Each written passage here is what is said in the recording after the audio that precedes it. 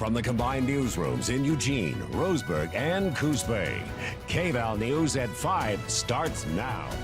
Save TV Butte. That's the message from Oakridge residents ahead of a public hearing tonight at the Lane County Planning Commission. Thanks for joining us. I'm Brandon Kamerman. And I'm Kendall. Bartley. Oakridge community members have been fighting against the development of a rock quarry in their town for almost a decade. Oakridge community members, as they continue to fight the proposed quarry site owned by Old Hazeldale Quarry, invested in part by Ed King of King Estate Winery. Residents saying the quarry will harm the city's environment and economy. Now, after previous postponements, the Lane County Planning Commission will once again consider Old Hazeldale Quarry's application. Tiffany Lewis spoke to a few residents ahead of tonight's meeting.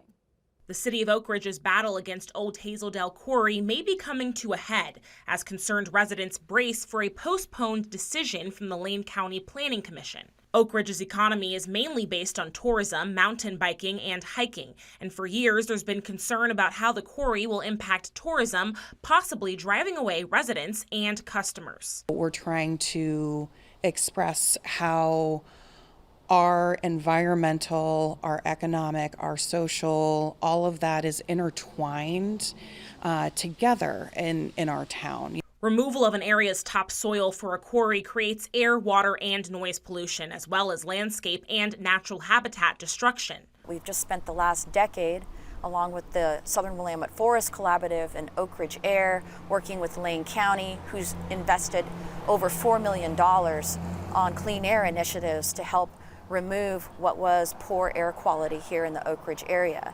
We can now breathe.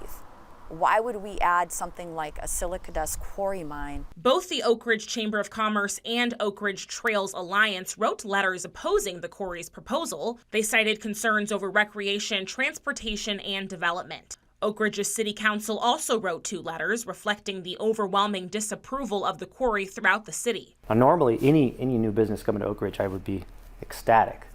But this is offering just a handful of jobs, and the repercussions, I think, don't outweigh the risks in this case. This is the second application submitted by Old Hazeldale Quarry. The first was submitted in 2015 and failed after 6 years of hearings and testimonies. We are ready for another prolonged fight, but frankly, they picked on the wrong town.